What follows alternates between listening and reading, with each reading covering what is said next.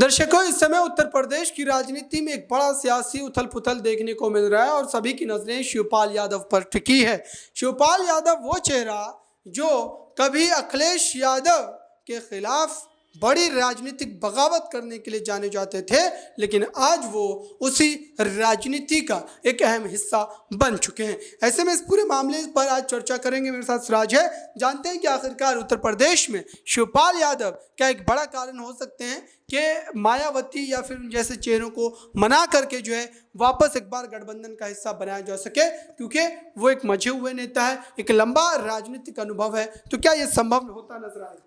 जी देखिए, मुझे नहीं लगता इसमें कोई भी संभावनाएं हैं, लेकिन जिस तरीके से राजनीति में कोई भी चीज़ें स्पष्ट रूप से नहीं कही जा सकती और आपने जिस तरीके से जिक्र किया शिवपाल यादव का, तो निश्चित रूप से उन्हें अनुभव है और मायावती के साथ उनके कह सकते संबंध भी है। लेकिन आपको याद दिलाना चाहूँगा कि जब जयराम रमेश जैसे कांग्रेस के जो बड़े नेता हैं वो जब कह रहे हैं, एक खुलेआम कह रहे हैं कि मायावती का स्वागत है, तब मायावती ने जो है नहीं आई। तो मुझे नहीं लगता शिवपाल यादव है उनकी कहने से मायावती जो इंडिया गठबंधन में आएगी, क्योंकि इंडिया गठबंधन में ना आने की एक बड़ी वजह यह भी हो सकती है कि जिस तरीके से विपक्ष पर लगातार एजेंसियों का दबाव है, कहीं ना कहीं वो एक बड़ी वजह हो सकती है। साथ ही में कह सकते हैं कि मायावती जो है वो अब अपने राजनीतिक दौर में कह सकते हैं बीएसपी पार्टी को एक नया रूप देने का तैयारी कर रही है और इसी वो बड़ी वजह से कह सकते हैं कि जो क्षेत्रीय दल है उनसे मुलाकात कर रही है, उनसे गठबंधन कर रही हैं। और साथ ही में एक यह भी विकल्प हो सकता है कि मायावती आखिर किन चीजों की वजह से जो है इंडिया गठबंधन में नहीं आ रही। उनका कहना था कि साफ तौर पर जिसके साथ भी वो गठबंधन करती हैं तो कहीं ना कहीं बीएसपी को ही इसका घाटा भुगतना पड़ता है।